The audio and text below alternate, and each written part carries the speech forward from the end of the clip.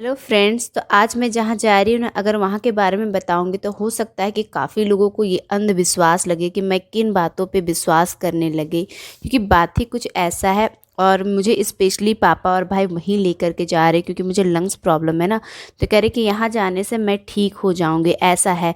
लेकिन जब मैं कारण बताऊँगी ना तो शायद कुछ लोगों को अंधविश्वास लग सकता है, क्योंकि कुछ तो मुझे भी हल्का फुल्का मतलब ऐसा लगता है कि क्या है। मैं चलिए आपको ब्लॉग में आगे सब कुछ बताती हूँ डिटेल से, आखिर मैं कहाँ जा रही हूँ। समझ में आता है कि मंदिर में बेल्ट अलाउ नहीं है, मोबाइल अलाउ नहीं है, पर क्लिप वगैरह भी अलाउ नहीं, प्लास्टिक कोई आइटम नहीं, प्लास्टिक का कोई चीज नहीं, प्लास्टिक का कोई आइटम भी नहीं अलाउ है। प्लास्टिक यूज नहीं कर सकते। तो ये क्लिप वगैरह जो भी है, मतलब क्लचर है वो प्लास्टिक का है, और क्लिप भी खोलना है। मतलब ये पहली बार मैं सुन रही हूँ। शायद लास्ट टाइम मैं आई होंगी तो खुले बाल में ही आई होंगी, क्योंकि पता नहीं, बांध के नहीं रखना है। बाल भी बांध के नहीं रखना है, खुला रखना है।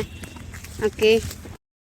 मैं यहाँ एक बार और आ चुकी हूँ 5 साल पहले, जब मुझे ना जॉइंट पेन हुआ करता था। उस समय भी मुझे ना पापा और ये भाई ले करके यहाँ आया था और मन्नत में मांगी थी, और कुछ 21 दिन का उपाय उन्होंने करने के लिए कहा था, कुछ जड़ी बूटी रिलेटेड।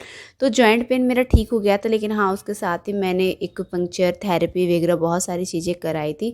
तो इत्तेफाक था या देवी माँ का आशीर्वाद था, मैं नहीं बता सकती इस बारे में। तो ये मंदिर है और इधर नदी है, तो इस नदी को पार करके मुझे जाना है। तो यहाँ पे होता क्या है ना, एक जेंसी समझ लीजिए, एक लड़का है, तो वो मंगलवार और शनिवार को गेटअप लेते हैं। देवी माँ का जो श्रृंगार होता है उस श्रृंगार में आते हैं। और वहाँ पे ऐसा कहा जाता है कि उस टाइम पे देवी माँ का बुलावा होता है, और देवी माँ जो है यानी काली माँ उनके अंदर आ जाती है। और फिर उसके बाद वो जो उपाय बताएंगे ना, वो उपाय करने से इंसान की प्रॉब्लम ठीक हो जाती है। तो कोई भी प्रॉब्लम हो, चाहे हेल्थ इशू हो या घर परिवार में कोई कलेश हो। यहाँ पे तो मैं लव मैरिज वाले केस भी मैं देखी हूँ, तो बहुत अलग अलग तरह के केस होते हैं। तो मैं यहाँ पे आ गई। कितना अच्छा व्यू है, मेरा दिल खुश हो गया। लग रहा है ना यहीं पे रहे। देखिए चारों तरफ से दिखा दिए, बहुत ही अच्छा व्यू है, बहुत सुंदर है एकदम। समझ नहीं आता। देखिए गुस्सा आ गई, आधी छेड़ने के लिए गया था तो वहाँ से गुस्सा आ गई। क्योंकि आगे हम लेंगे भी नहीं, क्योंकि अलाउ नहीं है इसीलिए। और पहले मैं देवी माँ से मिल लेती हूँ, कि लंग्स प्रॉब्लम है ना, उसी सिलसिले में यहाँ पे आए हैं। और उनसे अकाउंट नंबर भी लेना है आज, क्योंकि पापा को डोनेट करना है ना। वो ट्रस्ट के लोग, उनसे लेना। हाँ, ट्रस्ट के लोगों से ही कह रहे हैं, हम देवी माँ से नंबर नहीं लेंगे। कुछ भी बोलता है यार। ट्रस्ट के लोगों से ही पापा बोले अकाउंट नंबर ले लेना, डोनेट करना है। क्योंकि वो ऐसे भी पापा ना मंदिर के मामले में बहुत डोनेट करते हैं।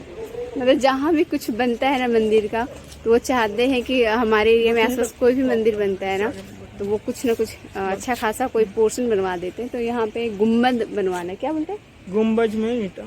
मैं अपने बाल खोल दी हूँ। तो मैं यहाँ पे लगभग 12-12:30 बजे तक पहुँच गई थी, क्योंकि 3 ही किलोमीटर है घर से यहाँ पे। और 3 बज भी चुके हैं, लेकिन मेरा नंबर अभी तक नहीं आया। पापा नंबर लगा के गए थे, तो 14 नंबर है और अभी 11 नंबर चल रहा है, यानी कि 2 लोगों के बाद मेरा नंबर आएगा। तो 2 लोगों का भी टाइम लग जाएगा, लगभग आधा घंटा टाइम लगेगा। तो मैं सोच रही हूँ कि थोड़ा सा जंगल घूम लूँ। तो आप लोग सोच रहे होंगे कि यहाँ पे हो क्या रहा है। देखिए मेरे पीछे ना ये मंदिर है, ठीक है। यहाँ पे लोग आते हैं, अपनी प्रॉब्लम बताते हैं और उनका समाधान किया जाता है। ऐसा है भाई, इंडिया में कुछ भी पॉसिबल है। तो मैं भी आ गई, चलो अपने प्रॉब्लम लेके देखते हैं समाधान होता है या नहीं होता है, जो भी होगा। लेकिन काली माँ का तो आशीर्वाद लेके जाएंगे। और मैं काली माँ की ना बहुत बड़ी भक्त हूँ, बहुत बड़ी। इसीलिए मैं काली पूजा का जो अमावस्या होता है उस दिन मैं निर्जला व्रत भी रखती हूँ काली माँ के नाम पे। और बहुत आस्था है, बहुत विश्वास में करती हूँ उन पे। और यहाँ पे देखिए चारों तरफ जंगल है, तो मैं बच्चों को ले करके वो जो जंगल है ना उधर जाने वाली। आधा घंटा टाइम है ना, तो मेरे बच्चे तो कभी जंगल गए नहीं है, तो सोच रही हूँ कि मैं इनको जंगल घुमा दूँ। 2.5 घंटे हो गए थे यहाँ पे, तो बच्चे भी एक जगह बैठे बैठे बोर हो गए थे। तो मैं सोची चलो बच्चों के साथ यहाँ जंगल में आ जाती हूँ, थोड़ा सा इंजॉय कर लेती हूँ। ऐसे भी बच्चे लोग जंगल देखे नहीं है, तो उनको भी अच्छा लगेगा। और जंगल देखकर कितने सारे बहुत मजा आ रहा है इधर जंगल में यार। सबसे ज्यादा तो आदि को अच्छा लग रहा है। कैसा लग रहा है जंगल में? बहुत अच्छा, पहली बार जंगल आया हूँ, इसलिए मुझे बहुत मजा आ रहा है। इसीलिए तो मैं इन लोगों को ले करके आई हूँ। मैं मुश्किल से 15-20 मिनट ही बैठी, उसके बाद भाई का कॉल आ गया कि दीदी आ जाओ, तुम्हारा नंबर आ गया है। तो पूरे 3 घंटे इंतज़ार करने के बाद देवी माँ से मैं मिली। उन्होंने मुझे ना लंग्स रिलेटेड बहुत सारे घरेलू उपाय ही बताए, जो बहुत सारे सामान जुगाड़ करके मुझे वो एक औषधि तैयार करनी है और उसे सीने में लगाना है, ताकि जो भी लंग्स में गांठें हैं ना वो सारे गल के निकल जाए। मैं पापा को कॉल कर दी कि पापा आ जाइए लेने के लिए, क्योंकि वो हमें ना पहुँचा के घर चले गए थे वापस, क्योंकि घर से ये मंदिर सिर्फ 3 किलोमीटर के डिस्टेंस में है। तो पापा की चाल देखे थोड़ा सा डिफरेंट है, क्योंकि पापा को ना ब्रेन हैमरेज हुआ था जब मैं ग्रेजुएशन फर्स्ट ईयर में थी तभी। तो मम्मी और दोनों भाई घर पे ही थे और मैं रांची के हॉस्टल में रह करके एग्ज़ाम भी लिख रही थी ग्रेजुएशन फर्स्ट ईयर का, और पापा भी हॉस्पिटल में थे। तो सुबह शाम आकर के पापा का ख्याल भी रख रही थी और कोई नहीं था वहाँ पे, सिर्फ चाचा जी थे।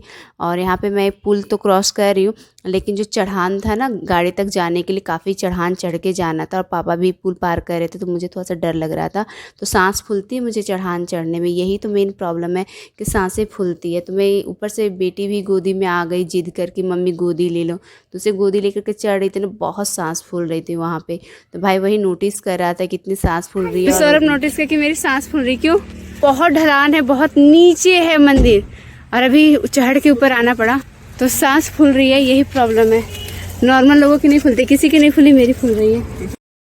बहुत ज़ोर से प्यास लगी थी, लेकिन सिर्फ एक घूंट ही पानी पी पाई। पानी बहुत ज़्यादा गर्म था, गाड़ी में रखे रखे गर्म हो गया। तो वहाँ पे 3 घंटे लगभग मैं मंदिर में रही, तो नहीं ना मैं पानी पी पाई ना मेरे बच्चे, क्योंकि वहाँ खाने पीने का कोई भी इंतज़ाम नहीं था। और आपको मैं एक बात बता दूँ, यहाँ पे ना 144 धारा लागू है, तो यहाँ का माहौल भी सही नहीं है, चारों तरफ सेंट्रल फोर्स लगे हुए, तो हमेशा डर बना रहता है कि कहीं कभी कुछ हंगामा वगैरह ना हो जाए। तो मैं भाई को बोली कि मलाई चॉप लेकर के आओ, मुझे भूख लगी है, क्योंकि मैं सुबह से ना नारियल पानी पी हूँ और अभी मैं डाइट फॉलो नहीं कर रही हूँ, तो मुझे मलाई चॉप पसंद है, इसलिए मैं ले ली। और यहाँ पे देखिए सेंट्रल फोर्स लगे हुए हैं घर के बाहर ही, 144 धारा लागू है ना, इसी वजह से। तो मैं एक्चुअली आपको अपने फैमिली से मिलवा देती हूँ कि मेरे मायके में कौन कौन है। तो लास्ट ईयर अप्रैल में मेरी चचेरी बहन की शादी हुई थी, तो उसी का मैं वीडियो देख रही थी, क्योंकि सब लोग थे, मैं ही नहीं थी। ये मेरी सबसे छोटी वाली चाची है। तो कोरोना की वजह से ना हम लोग नहीं आ पाए और शादी होटल में होने वाली थी, लेकिन होटल में ना हो करके घर से ही शादी हो रही थी। तो वो घर बड़ा है, आंगन बड़ा है, इसीलिए शादी देने में कोई ख़ास तकलीफ़ नहीं हुआ। मतलब कि ये ना छोटा आंगन है, तो छोटा आंगन में टीवी वगैरह लगा हुआ है और एक बड़ा आंगन है। चलिए आपको मैं दिखा देती हूँ कि कौन सा बड़ा आंगन है। इतना बड़ा है कि आसानी से वहाँ पे शादी का इंतज़ाम किया गया और कोई दिक्कत भी नहीं हुई। ये देखिए, ये बड़ा वाला आंगन है, तो है ना ये बड़ा, क्योंकि पुराने ज़माने का ये बना हुआ घर है ना। 1965 में मेरे दादाजी ये घर को बनाए थे। तो मेरी भाभी तो मायके गई हुई है, तो इसीलिए मैं अपनी भाभी को वीडियो में ही दिखा देती हूँ। ये मेरे बड़े भैया और भाभी है, मेरे 2 भाई है ना, तो छोटा भाई से तो आप मिल लिए, ये मेरा बड़ा भाई है। बड़ा भाई संगीत में, वही बहन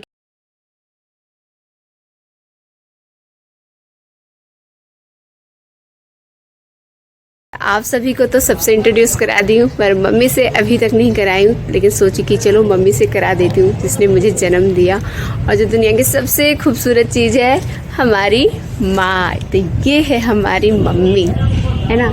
तो इससे आपको इंट्रोड्यूस करा देती हूँ, ठीक है। और अभी मैं जस्ट निकलने वाली हूँ ससुराल के लिए। तो फ्राइडे को आई थी और आज है मंडे, निकल रही हूँ। सिर्फ 2 दिन ही रहना हो पाया, फ्राइडे सैटरडे एंड संडे, यानी कि 3 दिन रहे बस। और चलो मम्मी नीचे चलते हैं। अभी तुरंत 5 मिनट में मैं निकल जाऊंगी। तो मायके का मैं अच्छे से ब्लॉग नहीं बना पाई, ये इस वजह से क्योंकि मैं ज़्यादा से ज़्यादा टाइम मम्मी के साथ स्पेंड कर रही थी और इधर उधर भी बहुत सारे काम थे, इसीलिए मैं यहाँ पे ज़्यादा कैमरा नहीं पकड़ी। अभी जा रही ससुराल, और ससुराल में ना सब लोग आ चुके हैं, मेरी ननंद भी आ चुकी है। तो ससुराल का ब्लॉग आपको देखने को मिलेगा। तो मिलते हैं नेक्स्ट ब्लॉग में अपने ससुराल में।